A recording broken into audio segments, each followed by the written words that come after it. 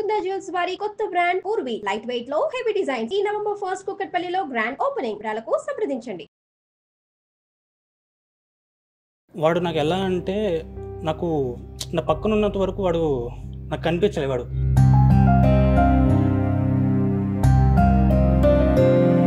నాకు friend circle ఎక్కువ madam, కానీ వాడికి నేను ఒక్కడే.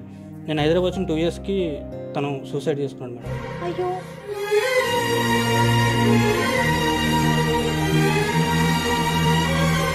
వెళ్ళాను, వాళ్ళ అమ్మ నన్ను పట్టుకుని ఏడుస్తుంటే అసలు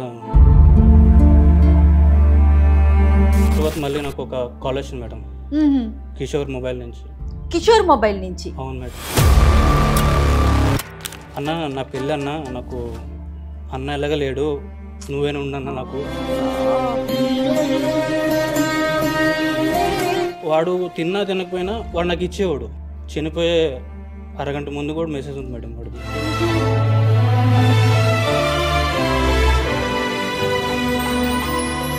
అప్పుడు అనిపించింది మేడం, ఒక్కసారి వాడితో ఒక 10 నిమిషాలు మాట్లాడితే ఈరోజు నాతో ఉండేవాడేమో.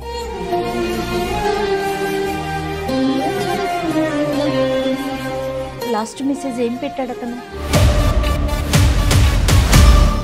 పెళ్ళయిందా మీకు? మ్యారేజ్ అయిపోయింది మేడం. పిల్లలు ఉన్నారా? ఉన్నారు మేడం.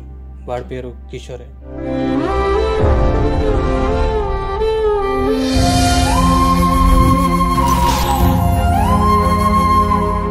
నమస్తే అక్క. నమస్తే జయ. అక్క, అజయ్ అనే ఒక అతను మనకి మెయిల్ చేశారు. మెయిల్ చేయడంతో పాటుగా స్టూడియోకి కూడా వచ్చారు, లోపల కూర్చుని ఉన్నారు. అంటే కొన్నిసార్లు మనం తెలిసి తెలియక చేసిన తప్పుల వల్ల కొన్ని అనర్థాలు జరగవచ్చు, కొంతమంది మనకు దూరంగా వెళ్ళిపోవచ్చు. దానికి ఎప్పటికీ పశ్చాత్తాపడుతూనే ఉంటాం, నా వల్లే జరిగింది, నా వల్లే జరిగింది, నా వల్లే జరిగిందని. దీనిలో నుంచి బయటపడలేకపోతాం. అలా ఫీల్ అవుతున్న అజయ్ అనే అతను సాఫ్ట్వేర్ ఇంజనీర్. నమస్తే అజయ్. చెప్పండి అజయ్, మీ సమస్య ఏంటి? మేడం, మాది రాజమండ్రి దగ్గర ఒక చిన్న ఊరం మేడం. నా లైఫ్లో అన్నీ బాగానే ఉన్నాయి మేడం. నాకు ఎప్పుడు ఏ ప్రాబ్లమ్స్ అంటూ ఎలాంటి ప్రాబ్లమ్స్ నాకు లేవు. కానీ ఒక 2 years నుంచి మాత్రం నాకు కొంచెం ఏదో నా వల్ల ఏదో తప్పు జరిగింది అనే ఒక చిన్న ఇబ్బంది ఉంది మేడం నాకు.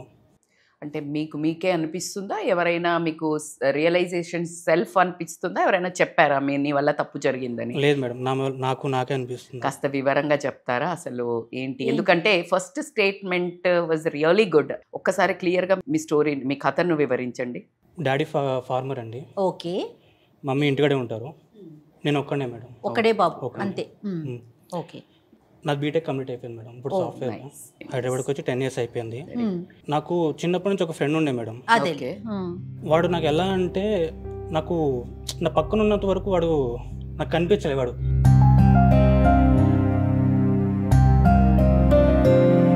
నాకు ఫ్రెండ్ సర్కిల్ ఎక్కువ మేడం, కానీ వాడికి నేను ఒక్కడే.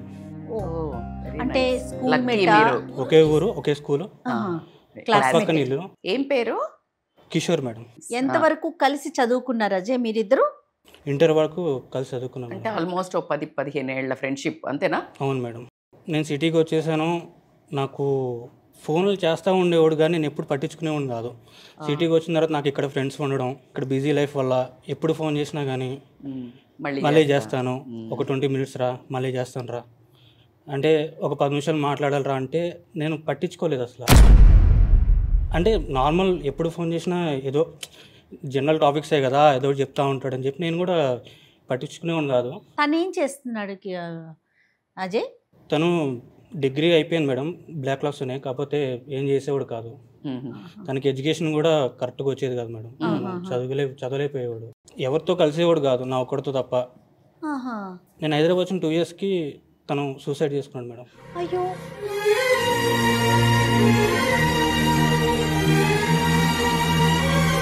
నైట్ కాల్ చేసి అరే ఇట్లా అయిపోయింది కిషోర్కి. వేరే వాళ్ళు చెప్పారు మీకు? అవును మేడం. అన్నీ నాతో షేర్ చేసుకునేవాడు. అసలు నాకు ఎందుకు అసలు మాట్లాడలేదని చాలా కోపం వచ్చింది అప్పుడు నాకు. వెళ్ళాను, వాళ్ళ అమ్మ నన్ను పట్టుకుని ఏడుస్తుంటే అసలు వాడు చనిపోయాడని బాధ కంటే వాడు ఎందుకు చనిపోయాడని కోపం, అలా చేసుకున్నాడని కోపం ఎక్కువ అయిపోయింది మేడం అప్పుడు. సో మళ్ళీ నేను సిటీ రావడం, నా లైఫ్లో నేను మళ్ళీ కంటిన్యూ అవుతాం, అలా జరుగుతూ ఉంది మేడం. అలా వెళ్తున్న కొన్ని రోజుల తర్వాత వాడు ఒకసారి ఫోన్ చేస్తే బాగుండేమో అని తర్వాత అనిపిస్తూ ఉంది మేడం. తర్వాత మళ్ళీ నాకు ఒక కాల్ వచ్చింది మేడం, మ్మ్. కిషోర్ మొబైల్ నుంచి. కిషోర్ మొబైల్ నుంచి. అవును మేడం. పేరు చూడంగానే నాకు గుండెలో జల్లుమని అసలు నిజంగా మేడం నాకు లిఫ్ట్ చేస్తే వాళ్ళ తమ్ముడు మేడం. కిషోర్ వాళ్ళ తమ్ముడా? అవును మేడం. ఆహా. అన్న నా పెళ్ళి అన్న, నాకు అన్న ఎలాగ లేడు, నువ్వేనా ఉండన్న నాకు అన్నాడు మేడం. నాకు ఆ రోజు కొంచెం బాధ, చెప్పుకోలేను బాధ. మళ్ళీ మొదలైంది మీకు, ఇన్స్టిగేట్ అయింది దాంతో. నాకు చిన్నప్పుడు నాకు ఎలా చూసుకున్నా నాకు తెలుసు మేడం. వాడు తిన్నా తినకపోయినా వాడు నాకు ఇచ్చేవాడు. ఆ. వాడు ఇంటర్ చేసినప్పుడు ఆ. వాడు పార్ట్ టైం జాబ్ చేసుకుని 2000 వస్తే 2000 1000 నాకే ఖర్చు పెట్టాడు మేడం. అబ్బా, అతనికి అంత ఇష్టం మీరంటే. అది ఎంతో అదృష్టం చేసుకోవాలి. కానీ అంతలా ఉన్న పర్సన్కి నేను ఎందుకు చెప్పలేదు, ఒకసారి చెప్పుంటే బాగుండు కదా అనిపించింది. మాకు ఈ వాట్సాప్స్ కూడా లేవు మేడం ఆ టైంలో. ఓన్లీ ఉండేది ఫేస్బుక్. గుర్తొచ్చి ఫేస్బుక్ ఒకసారి వాడి మెసేజ్ చూద్దామని చూస్తుంటే, అరే నేను ఉండలేకపోతున్నాను, బాధగా ఉందిరా, నీతో మాట్లాడాలి ఉంది అయ్యో. అంటూ అప్పుడు కూడా తిన్నావా, ఎలా ఉన్నావు, ఎప్పుడు వస్తున్నావు, నేను ఊరు వెళ్తున్నా అంటే నా గురించి 2 రోజులు మా ఇంటికి తిరిగేవాడు మేడం. మీరు వస్తారని వెయిట్ చేసి వచ్చాడా అని. చనిపోయే అరగంట ముందు కూడా మెసేజ్ ఉంది మేడం వాడిది.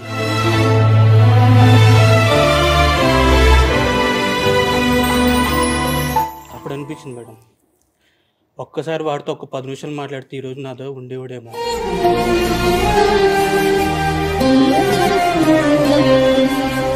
లాస్ట్ మెసేజ్ ఏం పెట్టాడు అతను? నువ్వు నాతో ఉంటే బాగుండేమో, ఎవరికి చెప్పుకోలేకపోతున్నా. ప్రతి పండక్కి విష్ చేసేవాడు, ప్రతిరోజు గుడ్ మార్నింగ్, గుడ్ నైట్ రా, తిన్నావా. నాకు గురించి హైదరాబాద్ కూడా వచ్చినాయని ఉంది మేడం. అయ్యో, నాకు తెలియదు అది. అంటే మీకు కమ్యూనికేట్ చేయలేదా? ఫోన్ చేస్తే మీరు అప్పుడు కొన్నిసార్లు ఎత్తలేదేమో, అలా తెలిసిపోయేదేమో. ఎత్తలేదు మేడం ఎప్పుడు. కానీ మళ్ళీ మీరు ఊరు వెళ్తే ఆ కోపం ఏమీ చూపించేవాడు కాదు, నార్మల్గా వచ్చేవాడా? నార్మల్గా ఉండేవాడు మేడం. ఎప్పుడు నా మీద ఇప్పుడు వరకు వాడు చనిపోయేసి అనే నిమిషం వరకు నా మీద కోపం లేదు మేడం. అబ్బా, ఏం ఫ్రెండ్షిప్ అండి. కాల్లో మాట్లాడేటప్పుడు కూడా ఒక 10 నిమిషాలు మాట్లాడాలరా అంటే నేను నార్మల్గా అనుకునే ఉండగా నాకు ఇప్పుడు అదే అనిపిస్తుంది మేడం, వాడికి ఏదో ప్రాబ్లం ఉంది. అంటే ఎక్కువ కలిసేవాడు కాదా అమ్మా ఎవరితో? ఇట్లా ఎట్లా ఉండేవాడు? తన క్యారెక్టర్ ఏంటి? తను ప్రతిదానికి భయపడేవాడు మేడం. ఎవరు ఫ్రెండ్స్ ఉండేవారు కాదు, ఎవరు వెళ్ళేవాడు కాదు, నాతో ఉన్నంత ఫ్రీగా ఎవరితో ఉండేవాడు కాదు. వాడు సపరేట్ ఒక క్యారెక్టర్ మేడం, వాడికి నచ్చితేనే మాట్లాడతాడు. అలాంటిది నేను ఎప్పుడు వాడు వేరే వాళ్ళతో నవ్వుతూ మాట్లాడుతూ కూడా నేను ఇప్పుడు చూడలేవాడు. అదొక డిఫరెంట్ క్యారెక్టర్ వాడిది. నేను ఇంత చూసుకుంటున్నాను, నువ్వు కనీసం నువ్వు నన్ను పట్టించుకోవేంట్రా అనే ఫీలింగ్ కూడా వాడిలో నాకు కనిపించలా. అందుకే దేవుడు నేనున్నాను ఇంత మంచి మనసుకని తీసుకెళ్ళాడేమో బాబు. పండగలకు ఊరికి వెళ్ళినా కానీ మేము మా ఫ్రెండ్స్ వేరే ఫ్రెండ్స్ సినిమాకి వెళ్ళే వాళ్ళం, కానీ వస్తావా కనీసం మాతో అని నేను అడగలేదు. అండ్ మేము మూవీకి వెళ్ళి వచ్చినా వాడు ఎప్పుడు నన్ను ఎందుకు తీసుకెళ్ళలేదు నువ్వు అని అడిగేవాడు కాదు. మీరెందుకు అటెన్షన్ ఇచ్చేవాళ్ళు కాదు ఆ ఫ్రెండ్షిప్? మేబీ నా పక్కన ఉన్నంత వరకు నాకు విలువ తెలియలేదు మేడం. నాకు నార్మల్ ఫ్రెండే అనుకున్నాను మేడం. వాడికి నేను ఇంత ప్రేమ ఉందన్న విషయం వాడు లేకపోతేనే నాకు అది అర్థం కాలేదు. అదే చాలా జీవితాల్లో ఈ పరిగెడుతున్న సౌండ్ ఫుల్ జీవితంలో నిశ్శబ్దంగా మన చుట్టూ కొన్ని మనుషులు మాట్లాడుతుంటారు. అది గమనించలేని జీవితాలల్లో ఇలాంటి అనర్థాలు జరుగుతాయి. వాడు మెసేజ్ చదివిన తర్వాత మేడం నాకు అనిపించింది, నేను ఉంటే వాడు బతుకుండనేమో, కనీసం నాతో పాటు హైదరాబాద్ తీసుకొచ్చి నా పక్కన పెట్టుకున్నా వాడు ఈరోజు ఉండేవాడేమో. నేను అసలు పట్టించుకోలేదు వాడిని అసలు. అంతలా నన్ను చూసుకున్న వ్యక్తిని నేను మర్చిపోయాను. కానీ వాడికి నేను ఒక్కడనేనా వాడికి అని తెలిసేటప్పటికి నాకు లేట్ అయిపోయింది జీవితం. వాడు కూడా నా పక్కన లేడు. పెళ్ళయిందా మీకు? మ్యారేజ్ అయిపోయింది మేడం. పిల్లలు ఉన్నారా? ఉన్నారు మేడం. వాడి పేరు కిషోరే. 1 year వాడికి. మీరు పేరు పెట్టడానికి గల కారణం ఈ రియలైజేషన్ వచ్చింది కాబట్టి, అంటే తెలుస్తోందా? చాలా గిల్టీగా అనిపిస్తుంది మేడం లైఫ్లో నాకు. నేను ఎప్పుడు ఏ రోజు నేను దేనికోసం బాధపడలేదు మేడం. కానీ ఇప్పుడు గిల్టీ ఏంటంటే నాకు అంతలా చూసుకున్న పర్సన్ని నేను ఎలా మర్చిపోయాను, వాడికి అంత ఇబ్బందులు ఉంటే నేను ఆడి పక్కన ఎందుకు లేను. ఎలాంటి ఇబ్బందులు ఫేస్ చేశారంట అండి? మీకు ఏమైనా తెలిసిందా తర్వాత? ఎందుకంటే భయం ఎక్కువ. అది భయం ఎక్కువ. సున్నిత మనస్కులు చిన్నది కూడా తట్టుకోలేరు. అని ఎవరికి చెప్పుకునేవాడు కాదు మేడం. అది మెయిన్. నాకు మీరు ఒక్కరే అతని లోకం నేను ఉండే ఒక్కడినే వాడి పాపము. లోకం. సో ఇంకేమన్నా అది నేను కూడా పర్సనల్ సమస్య వినలేకపోయాను. నాది వాడు చనిపోయినా కానీ వాడి ప్రాబ్లం ఏంటి ఇప్పటికీ ఎవరికి తెలియట్లేదు మేడం. వాడు ఎందుకు చనిపోయాడు అనేది కూడా ఎవరు తెలియట్లేదు. అతను ఓపెన్ అప్ అవ్వలా, మీతో అవ్వలేదు. మాట్లాడదామని చూశారు, ఆ సమయం దొరకల అతనికి. ఇతని ఇవ్వలా పాపం. ఒకవేళ తినప్పుడు ఫోన్ పిక్ చేసినట్లయితే తన సమస్య అంటే చనిపోవడానికి ముందు చేశాడు అంటున్నారు కదా. అందుకే డిస్కస్ చేసేవాడు. అందుకే కదా ఇప్పుడు అతని గిల్ట్ అంతా. అరే నేను ఫోన్ అప్పుడు మాట్లాడి ఉంటే అరగంట ముందు అంటే అది ఎంత వాల్యూ. లిటరల్లీ ఆ 1 minute to 5 minutes అదైతే గండం ఉంటుందో ఒక 3 గండాలు ఉంటాయి. ఆ టైంలో ఎవరైనా రెస్క్యూ చేస్తే అది ఓవర్లుక్ అయితే ఆ గండం గట్టెక్కుతుంది.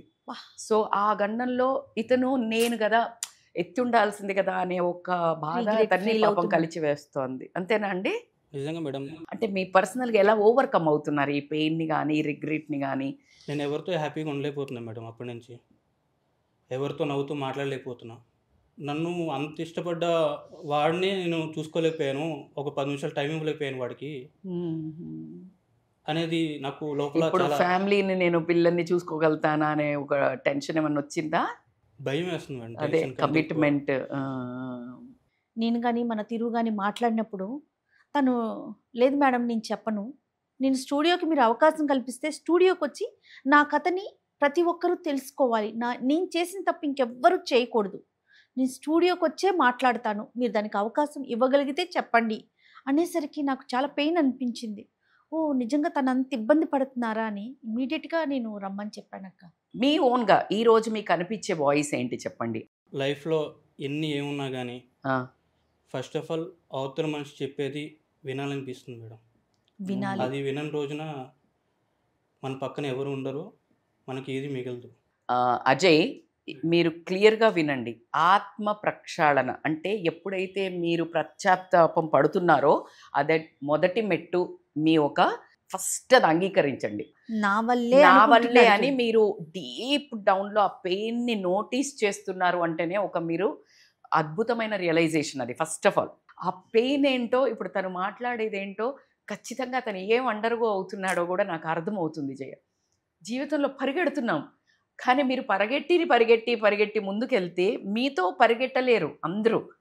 ప్రేమ కోసం పరిగెట్టే వాళ్ళు ఉంటారు. నువ్వేమో ఆ అబ్బాయి కూడా తప్పేం కాదు, అతను టీనేజ్ అంటే సెటిల్మెంట్, కాలేజ్, జాబు అనే ఆరాటంలో ఉన్నాడు. ఇతను మంచి మనస్సు కాకపోతే ఆ మంచి మనసు అట్రాక్ట్ అవ్వదు. మీకు అర్థమవుతుంది అజయ్? మీరు నిందించుకోవడానికి కాదు, మీరు మంచివాళ్ళే. చూడు, లేట్ అయినా అర్థం చేసుకోగలిగారు నా వల్ల ఒక ప్రాణం పోయింది అని. సో ఫస్ట్ ఆఫ్ ఆల్ మీరు యాక్సెప్టెన్స్ చెయ్యండి. ఖచ్చితంగా అన్డౌటెడ్లీ మీరు ఫోన్ ఎత్తితే హిస్టరీ వేరేలా ఉండేది. మేబీ ఒక లెటర్ రాయండి కిషోర్కి. ఎలా ఆ మెమరీస్ అన్నీ, అరే కిషోర్ అసలు ఎంత ప్రేమరా నీకు, నేను చెప్పలేదు కానీ నిజంగా నాకు ఇప్పుడు తెలుస్తోంది, నువ్వు లేని వ్యాక్యూము, నిన్ను నేను ఎంత మిస్ అవుతున్నా అన్నదేని విపరీతంగా ఉన్న ఎమోషన్స్, మీ కన్నీళ్ళు వరదలు ఇప్పుడు ఎలా చెప్తున్నారు నా వల్ల అవ్వట్లేదని, అదంతా రాసి మీరు ఎంత మిస్ అవుతున్నారు, మీ చిన్ననాటి మెమరీస్ ఫస్ట్ రాయండి. మీరు ఎంత మిస్ అవుతున్నారో రాయండి. 3rd paragraph I am sorry అని పెట్టి, కిషోర్ వచ్చే జన్మంటూ ఉంటే ఖచ్చితంగా నువ్వే నాకు మళ్ళీ ఫ్రెండ్గా పుడితే అనుక్షణం నిన్ను అంటి పెట్టుకొని ఉంటానురా. ఇప్పుడు కూడా అనుక్షణం నీ పేరు తెలవాలనే నా కొడుకు కూడా నీ పేరు పెట్టుకున్నాను. నువ్వు నా మనసులో, నా ఊహలో ప్రతి చోట నువ్వు ఉంటావు అని అద్భుతమైన letter. What ever you feel అంటే మీకు ఏమేమి వస్తే రాస్తా పోండి. మీ కన్నీళ్ళు వరదలైపోయేంత వరకు మీరు రాసి చక్కగా అది రాసి మీ ఒక ఫేవరెట్ ప్లేస్, మీ అల్మారా కానీ లేకపోతే దేవుడు ఎక్కడైనా పెట్టుకొని ఆ మెమరీస్ని చెరిష్ చెయ్యండి. ఎన్నిసార్లు వీలైతే అన్నిసార్లు ఆ లెటర్ చదవండి. ఖచ్చితంగా చెయ్యండి. ఎందుకంటే the most journaling is the very powerful topic. Kishore ఆత్మ ఎంత హ్యాపీగా ఫీల్ అవుతుందో మీకు మాటల్లో చెప్పలేను. స్పిరిట్స్ మన చుట్టూనే తిరుగుతుంటాయి. పైగా మీ ఫ్రెండ్కి మీరు ప్రాణం కాబట్టి ఖచ్చితంగా తను మీ చుట్టే తిరుగుతుండుంటాడు. నేను you, madam. ఇంకొకటి చెప్పనండి, అక్క చెప్పిన దాంతో పాటుగా వాళ్ళ పేరెంట్స్కి మీరు ఒక కొడుకుగా ఉండండి, ఆ తమ్ముడికి మీరు ఒక అన్నగా ఉండండి. Definitely. అతనే ఉండుంటే ఏం చేసేవాడు ఆ ఫ్యామిలీకి, మీ వంతుగా మీరు చేసే ప్రయత్నం చేయండి. అబ్సల్యూట్లీ తను రైట్. లేడు అనే భావన ఆ తల్లిదండ్రుల మనసులో నుంచి వాళ్ళ తమ్ముడి నుంచి తీసేసే ప్రయత్నం చేయండి. అంటే మీ రిగ్రెట్ కాస్త పవర్ఫుల్ గా నిజంగా మా రూపు మాపాలి అంటే రెస్పాన్సిబిలిటీ తీసుకోండి. తీసుకోండి. ఆ Definitely, madam. ఫ్యామిలీకి తీసుకోవడం అంటే మీరు మానిటరీగా పక్కన పెట్టండి, physical presence is more Yes, important చాలా అమ్మా. important. అప్పుడప్పుడు అమ్మకి చేసి మాట్లాడడము, ఆ తమ్ముడికి నిజంగా మిమ్మల్ని అన్నందుకు ఆ బాధ్యత నిర్వర్తించడము. మరి అది కాకుండా ఏ ఫ్రెండ్స్ ఎక్కడ కూర్చున్నా ఫస్ట్ మీ టాపిక్, అరే ప్రతి ఒక్కళ్ళకు మీ చెవు, మీ మనసు, మీ టైంని ఇవ్వండి.